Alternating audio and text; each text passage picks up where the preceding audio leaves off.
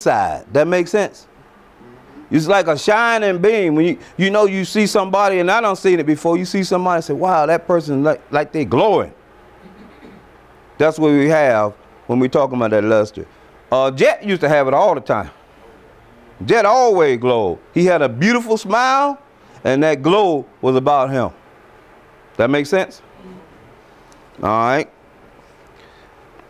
Then they talk about the fellowship. Friendly hands had stretched out in welcome. Remember you came down here and you had these flagging spirits, these weak spirits, low down, beat down, crawling into the fellowship. People came up to me, I don't know about y'all, and hugged me and welcomed me in. Nobody asked me, how far did you go down Skid Row? They just immediately embraced me and showed me love. That makes sense? That's the beauty of our fellowship. All right. We were grateful that reason had brought us thus far. That's that ability to do this on your own. The ability to have enough to think about the things that you want to do. The ability to earn money and go to school, and it'll take you so far. But that's what's all it's going to take you. It ain't going to take you that far. It said that, but somehow we could not step ashore. Perhaps we had been leaning too heavily on reason, that last mile, and we did not like to lose our support. What they're talking about is, let me give you an example to make it any sense. Let's say everybody been to the ocean, right? Most people here been to the ocean. You know when you go to the ocean and you standing and looking at that water, I don't care if you're a kid or you're a giant. Don't matter. When you're right there and you say, I'm going to go out as far as I can and then I'm going to swim. That's the thinking we got. That's the mindset we got. So you go in the water and you know, it's on down to your feet. Then you come up on your knees. You're okay. And you walk out a little bit more. It's up to here. You're still okay. Nothing. Then you come up to here and your feet come off that ground a little bit. You lose a little footage down there. Uh-oh. Yeah, well, not yet. See, the ocean done got big. When you got support, you don't have to worry about anything. Then you go out maybe 2 feet, and now you cannot touch the bottom. There's no floor. There's no support. Faith would mean you continue to go. Float, swim, whatever. Just stay out there. No matter how many jaws, sharks out there. Them things that always get you, jellyfish. No matter what's out there, you just have faith that they ain't gonna bother you, and you just keep on wiggling out there in that big ocean. That's faith. Most of us do what he said do. When we lose our support, we back up to regain support. That makes sense? Faith, you got to continue to keep on going.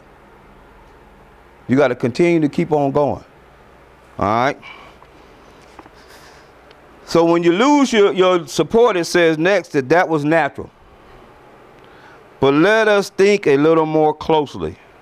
Without knowing it, without knowing it, had we not been brought to where we stood by a certain kind of faith, we're going to go back into faith, for did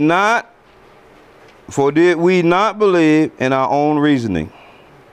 Did we not have confidence in our ability to think? What was that but a sort of faith? Yes, we had been faithful, objectively faithful to the God of reason. So in one way or another, we discovered that faith had been involved all the time. I had faith, but I had faith in the wrong stuff. Right. It wasn't faith in a God or a power greater than me. It was faith in me becoming me. That makes sense? To break it down, when I got to the fellowship, this is me, this is my story, and everybody had their own. First of all, I was an Army officer. I was a college grad. I had this stuff behind me. I knew how to read to the best of my ability, and I could write. And I had commanded troops and all this kind of stuff. So my reasoning was, if I could do that, I could do this. That makes sense? That was me. I didn't know I had to do no 12-step and no spiritual work. I just figured that I could stay off drugs and alcohol. All right? And I really knew that y'all told me that the 12 steps was in the first 164 pages. I heard that in Detox. I said, wow, that's deep. I'd have read books like Love and War, this thick. I said, I got this. I'll be clean by 3 days. When you have to get out of detox in 3 days, give me the book. I got this. I started reading. I knew 164 pages didn't mean nothing to me. You know what I'm saying? That was my reasoning. Yeah. I didn't know I had to do anything. Y'all said it was in the first 164 pages. I can read that in 3 days. I'm sober, clean for the rest of my life. That's what I thought. Then I started going to meetings. And I started hearing people share. That kind of took that out. You know what I'm saying? Working the 12 steps. I didn't even see no 12 steps in the first 164 pages. How many people ever read the book and never seen the steps? Most people. All right.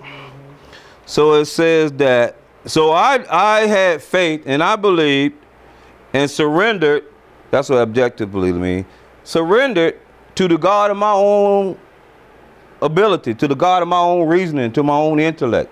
I thought that was going to be enough. That makes sense? I really believed that I could conquer the world by myself with my own thinking and my own knowledge. I didn't need y'all help. I didn't need no higher power. I could do this. So I had surrendered to the God of reasoning. All right. Now, I'm going to tell you, I don't know about, I'm just saying this. Alcoholics real good with that one. Now, I see alcoholics, like, you know, the one that the choice was alcohol, we really good at that one. Crack people, your reasoning went out with a couple puffs. Or if you had reasoning, it wasn't about hope. It was about more dope. But alcoholics kind of hold on to the ideal that, you know, we still got something going on, you know, for some reason. I don't know. Is that kind of normal to you? Do anybody think like that? Yeah. Yeah, we kind of think like we got it on. Yeah, I'm just drunk, that's all. I ain't no crackhead. You know, yeah. You know, and it's acceptable, so, you know, I done lost everything like the crackhead. All right, it says that, so in one way or another, we discovered that faith had been involved all the time. We cannot be on this earth and don't have some kind of faith in something, a belief in something, whether it's ideal, you know what I'm saying, or a mission, or your church, or your family, or 12 steps. You're going to have faith in something. That makes sense? So it said, we found too that we had been worshipers. What a state of mental goose flesh that used to bring on. Had we not, what's that? Variously worship people, sentiment, things, money, and ourselves, and then with a better motive, had we not worshipfully beheld the sunset, the sea, or a flower? Who of us had not loved something or somebody? How much did these feelings, these love, these worships have to do with pure reason? Little or nothing. We saw at last. Were not these things the tissue out of which our lives were constructed? Did not these feelings, after all, determine the course of our existence? It was impossible to say we had no capacity for faith or love or worship. In one form or another, we had been living by faith and little else. This is going to be deep. We found too that we had been worshipers. Now, worshiper is some, when you worship something, you love it. All right, you love it. You show alliance to it. You're attached to it. You know, when I was using, my mother, Ron's mother, you know, they had like a prayer group all the time at different people's houses for years. They still do it today. Different people's houses. And they really, really good at worshiping, because you can hear them shouting from a mile away and showing love and reverence to God and Jesus. You know what I'm trying to say? So I remember when they had it in my, now I'm a grown man at my mama's house, so that'll let you know. You know, I remember they had a prayer group and they tried to get me to join. I said, no, I don't want to go in there. And then they be in there worshiping and praising God. And I'm like, listen at them fools. Did all that praying and worshiping and shouting and hollering about some Jesus. Listen at them, that's crazy. Now, I'm the crackhead. Living at home with my mama. And they crazy. All right, they crazy. And they were worshipers. Now we're gonna talk about the goose bumps. You know them, you know when you got them bumps. It said, what a state of mental goose flesh that used to bring on. Had we not worshiped people, sentiment, things, money, and ourselves? I thought about that. That's when you have to get honest with yourself. Now, what did I love? What did I love that was so more important than God? And I can honestly tell you, it's a hammer alert or a storm coming, the weather. Check this out. You got to have a smartphone to know that one. Then Metro PCS might not give you that. But listen to this, y'all. Listen to this. You can't turn it off when it's in the middle. You got to wait. Here's something about love. Let's talk about the love of drugs. Now, I'm worrying about my mom and them having a love of worshiping something, but the word worship only means love, in love with something. I remember using. Walk up to a 13-year-old kid that's selling drugs on the corner. I walk up to a grown man, say, I'd like to do, you know, business with you, but I don't have but $8. The little kid tell me, sit down. Give me your $8. And I'll hook you up when I come back. 3 hours later, I'm still sitting in that chair waiting on a kid to bring me some stuff back. Is that not love? And faith, love, reasoning, all put together. I had to be in love with the drugs to let that kid treat me like that. Worse than that, and then me treating myself like that. I did not have the faith to get up and walk away. I had faith that he gonna come back. And when it came back, he still give me $8 worth. Is that not faith? Is that not love? All right. They say sentiment, things, money, and ourselves.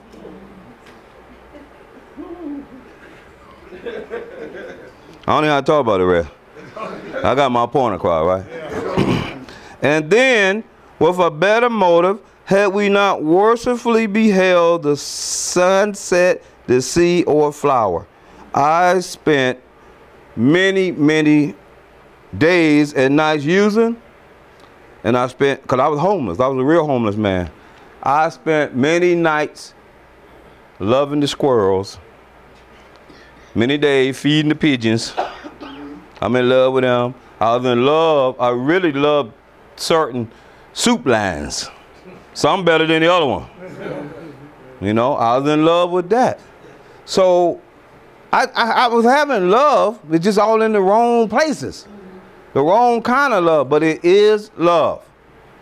Nobody do not have the capacity to not love. That makes sense? It might not have been what you wanted to call it, but you have to call it love in here. It says that how much did these feelings, these love, these worship have to do with pure reason? Little or nothing. We saw at last. How many people have, let's say, no, I ain't going to ask that question. Let's say you a college grad and you're using crack or you're an alcoholic. What did your college degree have to do with that using? Nothing. Could it pull you? You so intelligent and you so educated. Did it stop you from using? No, Erica, you might well answer. No. So reason have nothing to do with that. Your best thinking got you high. It didn't get you from not being high. That makes sense? All right, so it says that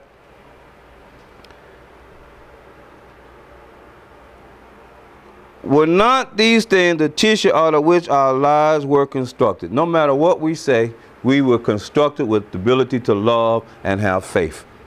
That's the true statement. It don't care what you love.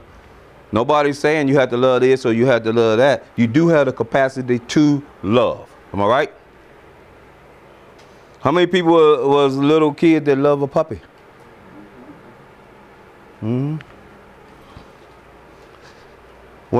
Says, did not these feelings, after all, determine the course of our existence? Well, for me it did. My love for the wrong things set my course. And I existed or lived in all the wrong places. That makes sense? My love for crime, well, you end up in jail.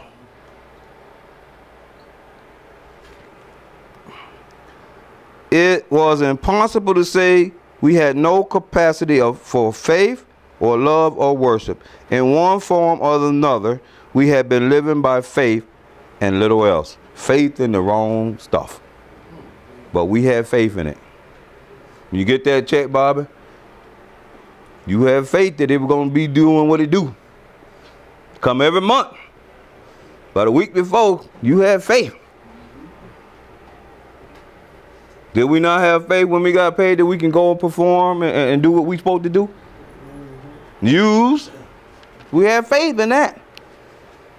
Religious faith. Uncut faith. It's sure gonna work. I'm gonna be broken stupid an hour from now, but I got faith it gonna work. Some people don't like it. They looking at me like, please, let's get on to the next paragraph. Imagine life without faith, where nothing left but pure reason. It wouldn't be life. But we believed in life. Of course we did. We could not prove life in the sense that you can prove a straight line is the shortest distance between 2 points. Yet there it was. Could we still say the whole thing was nothing but a mass of electrons created out of nothing, meaning nothing, whirling on to a destiny of nothingness? Of course we couldn't. The electrons themselves seem more intelligent than that. At least so the chemists say. Imagine life without faith. Let's talk about that. This is deep. I say that, but this is real deep. Let's talk about imagination. The entire, God created us in his image. Am I right? God imagined the whole creation in Genesis. All right? Everything. Then he says finish. Then he come down, he breathed, and he formed us in his image. So we have the power. That's everything that you see. Everything that exists, all the computers, all the cars, all the airplanes, all the clothing, all the shoes, all the light bulbs, all the electricity, all the batteries, anything that exists came